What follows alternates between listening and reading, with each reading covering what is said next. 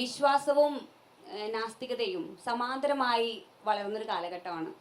അവിടെ വിശ്വാസത്തെ ഇല്ലാതാക്കാൻ ഒരു അവിശ്വാസം ജനിക്കുന്നു. ആ അവിശ്വാസം വിശ്വാസത്തിനേക്കാൾ മേലെ വളർന്ന് പന്തലിച്ച് അതിലും വലിയൊരു വിശ്വാസമായി മാറുന്ന ഒരു ആശയമാണ് താങ്കൾ നിരീക്ഷണത്തിൽ എഴുതിയിരിക്കുന്നത്.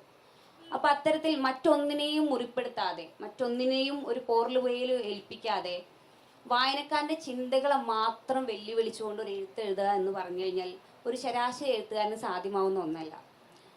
ഒരു ശീർഷകത്തിൽ പോലും ഒരു വിപരീത ധ്വനിയുണ്ട്. അത് നിരീശ്വരനായിക്കോട്ടെ, ബി നിലവറ ആയിക്കോട്ടെ, ആൻറ്റി ക്ലോക്ക് ആയിക്കോട്ടെ, ഇതിലെല്ലാം തന്നെ പ്രകടമായിട്ടൊരു വായനക്കാരൻ കാണുന്ന ഒരു ആശയമുണ്ട്. അതിനൊക്കെ അപ്പുറത്തേക്ക് മറ്റൊരു പ്രതലത്തിലോട്ട് വായനക്കാരനെ കൊണ്ടുപോവുക. അതായത് ഈ ശീർഷകം വെച്ച് മൂടിയിട്ടൊരു കുഴി ഉണ്ടാക്കി അതിലേക്ക് വായനക്കാരനെ കൊണ്ട് വീഴ്ത്തിയിട്ട് അതിൽ നിന്ന് അവനെ സ്വയം ഉയർത്തെഴുന്നേൽക്കാൻ പ്രാപ്തനാക്കുന്ന ഒരു രീതി, അതിൽ താങ്കൾ അനുഭവിക്കുന്ന അനുഭൂതി. അതായത് എൻ്റെ ചോദ്യം ഇതാണ്, ഒരു വായനക്കാരനെ ബോധ്യങ്ങളെ വെല്ലുവിളിക്കാനുള്ള ഒരു ഗട്സ്, ആ ഒരു മനോഭാവം, അതിൽ നിന്നും അവനെ ഉയർത്തെഴുന്നേൽപ്പിക്കുമ്പോൾ താങ്കൾ അനുഭവിക്കുന്ന ഒരു അനുഭൂതി, ഇതിന് രണ്ടിനെയും കുറിച്ച് താങ്കൾക്ക് എന്താണ് പറയാനുള്ളത്? ഒന്നാമത് ഞാൻ ഒരു വായനക്കാരെയും വെല്ലുവിളിക്കുന്നില്ല. വായനക്കാർ ചിലപ്പോൾ നമ്മളെക്കാളും മിടുക്കന്മാരും നമ്മളെ ഭൗതിക തലത്തിൽ നമ്മളെയും കൂടുതൽ ഉയർത്താൻ കെൽപ്പുള്ളവരും ഒക്കെ ആയിരിക്കും. പക്ഷേ ഈ ചോദ്യത്തിൻ്റെ ഒരു ഉത്തരം നേരത്തെ എന്നോട് യാത്ര പറഞ്ഞത്, ഒരു ജീവിതത്തിൻ്റെ യാത്ര എന്ന് പറയുന്നത് പോലെ എന്നെ സംബന്ധിച്ചിടത്തോളം എഴുത്ത് എന്ന് പറയുന്നത് ഒരേ സമയം അന്വേഷണവും കണ്ടെത്തലും കൂടിയാണ്. അത് നമ്മുടെ ഒരു എഴുത്തുകാരൻ്റെ അയാളുടെ ജീവിതത്തിൽ ഒരു ദാർശനികമായ ഒരു സഞ്ചാരം അയാളുടെ ജീവിതത്തിൽ സംഭവിക്കും. അതിനുവേണ്ടി അന്വേഷിക്കുകയാണെങ്കിൽ സത്യത്തെ, അതായത് മറ്റ് കലർപ്പുകളൊന്നും കലരാത്ത ഒരു സത്യത്തെ നിങ്ങൾക്ക് ആഗ്രഹമുണ്ടെങ്കിൽ, കൃത്യമായിട്ട് ആഗ്രഹമുണ്ടെങ്കിൽ, അതല്ലെങ്കിൽ നിങ്ങളുടെ ധാരണകളെ ചില സമയത്ത് അട്ടിമറിച്ചേക്കാവുന്ന പുതിയൊരു സത്യത്തെ നിങ്ങൾക്ക് നിങ്ങളുടെ മുമ്പിൽ വന്നാൽ അത് സ്വീകരിക്കാനുള്ള ഹൃദയവിശാലത നിങ്ങൾക്കുണ്ടെങ്കിൽ സത്യം നിങ്ങളിലേക്ക് കടന്നു വരും. പക്ഷെ പലപ്പോഴും സംഭവിക്കുന്നത്, ഞാൻ എൻ്റെ ധാരണയെ ആദ്യമേ തന്നെ ഊട്ടി ഉറപ്പിച്ച് എൻ്റെ ധാരണ മാത്രമാണ് ശരി, അത് ശരിയാണെന്ന് സ്ഥാപിക്കുവാനുള്ള ന്യായങ്ങളായിരിക്കും ഞാൻ തേടുന്നത്. അല്ലേ? എനിക്കൊരു വിശ്വാസമുണ്ട്, അല്ലെങ്കിൽ ഒരു അവിശ്വാസമുണ്ട്, ഇത് ശരിയാണെന്ന് ഞാൻ അങ്ങ് ഉറപ്പിച്ചു വെച്ചു. ഇത് രാഷ്ട്രീയ പ്രസ്ഥാനങ്ങളായാലും മതപ്രസ്ഥാനങ്ങളായാലും എവിടെയായാലും നമുക്ക് കാണാം, നമ്മളെല്ലാം രൂഢമൂലമായിട്ട് നമ്മൾ ഉറപ്പിച്ചു വെച്ചിരിക്കുന്ന ഈ ധാരണ ശരിയാണെന്ന് സ്ഥാപിക്കാൻ വേണ്ടി കാരണങ്ങൾ നമ്മൾ തിരയാൻ തുടങ്ങും. അവിടെ എവിടെയും വായിച്ചുമൊക്കെ അത് കിട്ടും. ശരിയാണെന്ന് നിങ്ങൾക്ക് ബോധ്യപ്പെടാനുള്ള എല്ലാ ന്യായങ്ങളും കിട്ടും. കാരണം എന്താണെന്ന് വെച്ചാൽ എൻ്റെ ന്യായം, എൻ്റെ ധാരണ തെറ്റാണെന്ന് ബോധ്യപ്പെടാനുള്ള ന്യായത്തെ ഞാൻ തേടുന്നില്ല എന്നുള്ളത് കൊണ്ടാണ്. അപ്പോൾ ഇങ്ങനെയുള്ള ഏറ്റുമുട്ടലുകൾ തുടർന്നുകൊണ്ടേയിരിക്കും. ഈ ദ്വന്ദ്ങ്ങൾ, വിശ്വാസം അവിശ്വാസം എന്നുള്ള ആ ദ്വന്ദ്ങ്ങൾ, ഈ പ്രപഞ്ചത്തിൽ എവിടെ നോക്കിയാലും പ്രപഞ്ചം ദ്വന്ദ്ത്തിൽ മാത്രം നിലനിൽക്കത്തുള്ളൂ.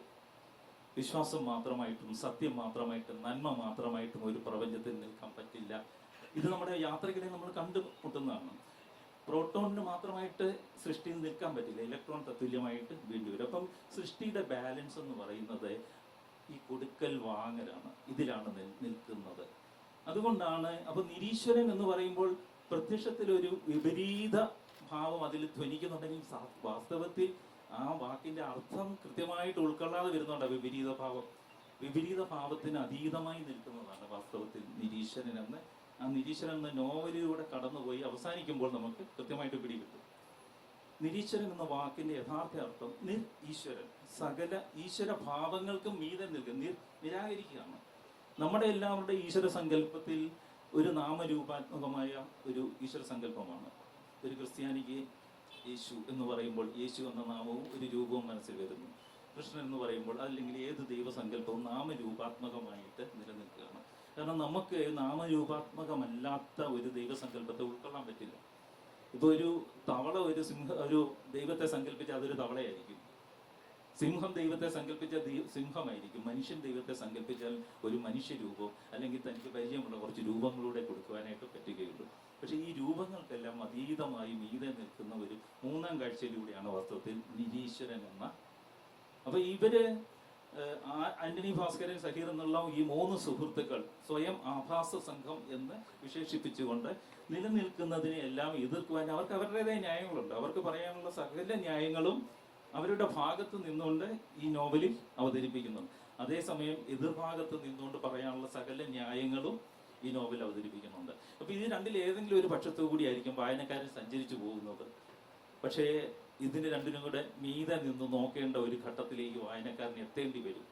എപ്പോഴാണ്? കാരണം നമ്മുടെ എല്ലാ ധാരണകളും നമ്മൾ ഉറപ്പിക്കുന്നത് നമ്മുടെ ശാസ്ത്രബോധത്തിലൂടെയാണ്, അല്ലേ? നിലവിൽ ഏത് കാലത്ത് ശാസ്ത്രം ഏത് നിലയിൽ നിൽക്കുന്നോ അത് വെച്ചുകൊണ്ട് നമുക്കൊരു കാര്യത്തെ വ്യാഖ്യാനിക്കാനായിട്ടാവും. അപ്പം നമ്മുടെ ലോജിക്ക് മുഴുവൻ നമ്മൾ പഠിച്ചു വെച്ച അതുവരെയുള്ള ശാസ്ത്രത്തിന്റെ ബോധ്യത്തിൽ നിന്നുകൊണ്ടാണ്. ആ ബോധ്യം വെച്ച് നോക്കുമ്പോൾ ചിലർ പറയുന്ന ഒരു കാര്യം തെറ്റാണ്, അന്ധവിശ്വാസമാണ്, പൊട്ടത്തരമാണെന്ന് നമുക്ക് കൃത്യമായിട്ട് പറയാൻ പറ്റും. പക്ഷേ ഈ ശാസ്ത്രം വീണ്ടും വീണ്ടും വീണ്ടും വീണ്ടും പുരോഗമിച്ച് മാറിക്കൊണ്ടിരിക്കുമ്പോൾ നമ്മുടെ ടൂളുകൾ, നമ്മൾ ഉപയോഗിക്കേണ്ട ലോജിക്കുകൾ മാറിക്കൊണ്ടിരിക്കും. എന്ന് പറഞ്ഞാൽ ഇന്ന് നമ്മൾ ഉപയോഗിക്കുന്ന ഒരു ലോജിക്ക് എന്ന് പറയുന്ന ആപേക്ഷികമാണ്, അത് മാറുന്നതാണ്. എന്നാൽ സത്യം എന്ന് പറയുന്ന സാധനത്തിന് ഒരിക്കലും മാറ്റമില്ല, അബ്സല്യൂട്ടാണ്. എന്ന് നിൽക്കുന്ന ചിരകാലം നിലനിൽക്കുന്ന ചിരന്തന സത്യമാണ് യഥാർത്ഥം. അപ്പൊ ഈ ചിരന്തന സത്യം എന്താണെന്ന അന്വേഷണമാണ് യഥാർത്ഥത്തിൽ നടക്കേണ്ടത്. അല്ലാതെ ഈ കാലഘട്ടത്തിൽ ഞാൻ അറിഞ്ഞ സത്യം സത്യമാണോ എന്നുള്ളതല്ല. അപ്പൊ ഒരു മനുഷ്യൻ എന്ന നിലയിൽ എൻ്റെ അന്വേഷണം, എഴുത്തിലൂടെ പോലുമുള്ള അന്വേഷണം ഈ വഴിക്കായിരുന്നു. അപ്പൊ അതിന് ഞാൻ ശാസ്ത്രത്തിന്റെ ടൂളുകളെ ഉപയോഗിക്കും സ്വാഭാവികമായിട്ടും. ഇപ്പം ക്വാണ്ടം ഫിസിക്സ് ഏറ്റവും ആധുനികമായ ആ ശാസ്ത്ര ധാര, നമുക്ക് അതിലേക്ക് കടന്നു പോകാം, അതിൻ്റെ പരമാവധിയിലേക്ക് നമ്മൾ കടന്നു പോകും. നമ്മൾ ഓരോ വസ്തുക്കളുടെയും മോളിക്യൂളിൻ്റെ ലെവൽ, തന്മാത്രയുടെ ലെവലിൽ നിന്ന്, ആറ്റത്തിൻ്റെ ലെവലിൽ നിന്ന്, സബാറ്റമിക് പാർട്ടിക്കിൾസിൻ്റെ ലെവലിൽ നിന്ന്, അതുപോലെ ഏറ്റവും ഫണ്ടമെൻ്റലായിട്ട് ഇലക്ട്രോൺ അല്ലെ ക്വാർട്സിൻ്റെ ലെവലിലേക്ക് അവിടം വരെ ശാസ്ത്രം എത്തിയിട്ടുള്ളൂ. പക്ഷെ അതിനും ഫണ്ടമെൻ്റലായിട്ട് താഴെ ഒരു ലെവലുണ്ടെന്ന് ശാസ്ത്രത്തിന് ഒരുപക്ഷെ പറയാൻ പറ്റാത്തത് ശാസ്ത്രത്തിന്റെ പരിമിതിയാണ്. ഇന്നിപ്പോൾ ദൈവഗണങ്ങളെ തേടിക്കൊണ്ടിരിക്കുകയാണ്. എനർജിയിൽ നിന്ന് മാറ്ററിലേക്കുള്ള കൺവേർഷൻ എങ്ങനെ നടക്കുന്നു ശാസ്ത്രത്തിന് അറിയത്തില്ല. ഇന്ന് ശാസ്ത്രത്തിന് അറിയത്തില്ല നമ്മുടെ ജീവൻ എന്താണെന്നുള്ളത്. ജീവൻ എന്ന് പറഞ്ഞാൽ എന്താണെന്ന് അറിയത്തില്ല. ശാസ്ത്രം കൃത്രിമമായിട്ട് നമുക്ക് ഒരു സെല്ലിനെ സൃഷ്ടിക്കാനായിട്ട് ശ്രമിക്കുന്നുണ്ട്. ഒരു സെല്ലിന്റെ ഔട്ടർ സെൽ, അതായത് ജീവനുള്ള പ്രകൃതി നൽകിയ ഒരു സെല്ലിന്റെ ഔട്ടർ സെല്ല് എടുത്ത് അതിലേക്ക് ആർട്ടിഫിഷ്യൽ DNA അതിലേക്ക് ഇഞ്ചക്ട് ചെയ്തിട്ട് കൃത്രിമമായിട്ട് നമ്മൾ സെല്ല് ഉണ്ടാക്കുന്നുണ്ട്. പക്ഷെ ഇത് റീപ്രൊഡ്യൂസ് ചെയ്യുന്ന എല്ലാം ആർട്ടിഫിഷ്യൽ DNA ആണ്. ഇന്ന് വരെ ശാസ്ത്രത്തിന്റെ ആ പ്രകൃതി നിർമ്മിച്ച പ്രകൃതിയുടെ ബുദ്ധി, ബോധം എന്ന് പറയുന്നതിന്റെ ഒരു 7 അയൽപ്പക്കത്തെത്താൻ പറ്റിയിട്ട്. അപ്പൊ ശാസ്ത്രം കണ്ടെത്തി എന്ന് പറയുന്ന സാധനം നമ്മൾ വലിയ മേനി നടിക്കുന്നു. ഞാൻ ഉൾപ്പെടെ, ഞാനൊരു ശാസ്ത്രജ്ഞനാണ്, അതിനെക്കുറിച്ച് നമുക്ക് അഭിമാനമുണ്ട്. പക്ഷെ നമ്മളതിൽ മേനി നടിക്കുമ്പോൾ നമ്മൾ ഈ കണ്ടെത്തിയ സാധനമെല്ലാം നിസ്സാരമായിട്ട് പ്രകൃതി ഇവിടെ നടപ്പിലാക്കി വെച്ചിരിക്കുന്നതല്ലേ. എത്രയോ കാലമായിട്ട് പ്രകൃതി ഈ ബുദ്ധി, ബോധം പ്രയോഗിച്ച് നടപ്പിലാക്കി വെച്ചതിനെ നമ്മൾ എവിടെയോ ചെന്ന് തൊട്ടിട്ടാ ഞാനെല്ലാം കണ്ടുപിടിച്ച് കഴിഞ്ഞു എന്ന് നമ്മൾ തെറ്റിദ്ധരിക്കുകയല്ലേ. ഇവിടെയാണ് നിരീശ്വരൻ എന്ന തലം മൂന്നാമതൊരു മേൽക്കാഴ്ചയിൽ നിന്നുകൊണ്ട് വിശ്വാസത്തിന്റെയും അവിശ്വാസത്തിന്റെയും പേരിൽ അടികൂടുന്നവര് രണ്ടുപേരും മണ്ടത്തരമാണ് കാണിക്കുന്നത് എന്നുള്ള ഒരു മൂന്നാം കാഴ്ച കൊടുക്കേണ്ടി വരുന്നത് ഇവിടെയാണ്. ഈ കാഴ്ച നമ്മൾ അതിന് ശാസ്ത്രത്തെ ഉപയോഗിക്കുന്നുണ്ട്, ഫിലോസഫി ഉപയോഗിക്കുന്നുണ്ട്. നമ്മൾ നമ്മുടെ പരിമിതിയെ കുറിച്ച് ഒട്ടും ബോധ്യമില്ലാത്തവരാണ് എന്നുള്ളതാണ് നമുക്കുള്ള ഏറ്റവും വലിയ പ്രശ്നം. ഞാൻ ഉൾപ്പെടെ ഇരുന്ന സമൂഹത്തിലാണ്, ഞാൻ എന്നെ മാറ്റി നിർത്തിക്കൊണ്ടല്ല പറയുന്നത്.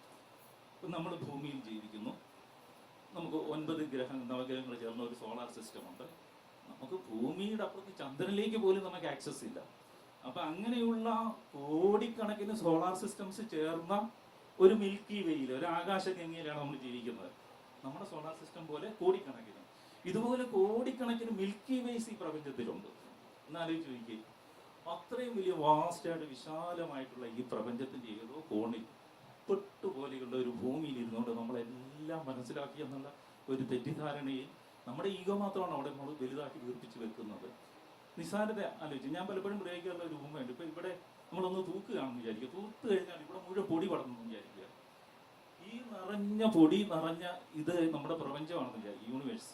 ഇതിനകത്ത് ഒരു പൊടിക്കണമാണ് ഭൂമി. അത്ര നിസ്സാരമല്ലേ നമ്മള്.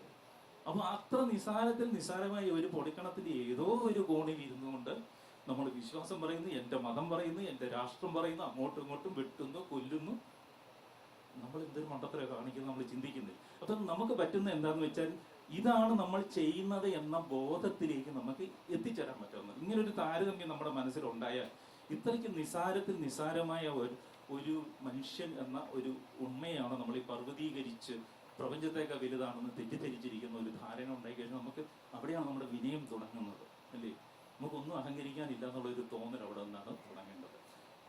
ഈ ഒരു തോന്നലിലേക്ക്, ഈ ഒരു വിചാരത്തിലേക്ക് പലരുടെയും മനസ്സ് അങ്ങോട്ട് ചായുന്നത് എപ്പോഴായിരിക്കും? നമ്മൾ വെറുതെ ഇരുന്ന് ഇങ്ങനെ നമ്മൾ അങ്ങോട്ടും ഇങ്ങോട്ടും നോക്കിയിരുന്ന എന്തെങ്കിലും വർത്താനം പറഞ്ഞുകൊണ്ടിരുന്ന ഈ ചിന്ത നമ്മുടെ മനസ്സിലേക്ക് ഒരിക്കലും വരില്ല. ഞാനെന്ന വ്യക്തിയുടെ ഉള്ളിൽ പോലും ഇത് വരണമെന്നില്ല. പക്ഷെ നിരീശ്വരൻ പോലുള്ള നോവൽ അല്ലെങ്കിൽ ആന്റി ക്ലോക്ക് പോലെയുള്ള ഒരു നോവൽ എഴുതുന്ന സമയത്ത് സംഭവിക്കുന്ന വേറൊരു ധ്യാനമുണ്ട്. പെരിഫറലായിട്ടുള്ള ഈ എഴുത്തിന് അപ്പുറത്ത് നമ്മുടെ മനസ്സിൽ ചെന്ന് തൊടുന്ന ചില മേഖലകളുണ്ട്. ആ ധ്യാനം എന്ന് പറഞ്ഞാൽ കണ്ണടച്ചിരിക്കാന്നുള്ള തെറ്റിദ്ധാരണ എന്താ വേണം, അവിടെ നമ്മൾ ചെന്ന് തൊടുന്നത് ഇതുപോലെയുള്ള ചില വിഷയങ്ങളെയും ചോദ്യങ്ങളെയും തോട്ട്സിനെയും. അത് എൻ്റെ തന്നെ അന്വേഷണമാണ്. ഞാൻ എന്നെ തന്നെ അപ്ഡേറ്റ് ചെയ്യുകയും ഞാൻ എന്നെ തന്നെ പ്യൂരിഫൈ ചെയ്യുകയും ഞാൻ എന്നെ തന്നെ നവീകരിക്കുകയും ചെയ്യേണ്ടതിൻ്റെ ആവശ്യകത എനിക്ക് ബോധ്യപ്പെടുത്തുകയാണ്. അപ്പോൾ എൻ്റെ എഴുത്തെന്ന് പറയുന്നത് എൻ്റെ തന്നെ അന്വേഷണവും എൻ്റെ തന്നെ കണ്ടെത്തലുമായിട്ടും മാറുകയാണ്. നിരീശ്വരൻ അങ്ങനെയാണ് സംഭവിക്കുന്നത്.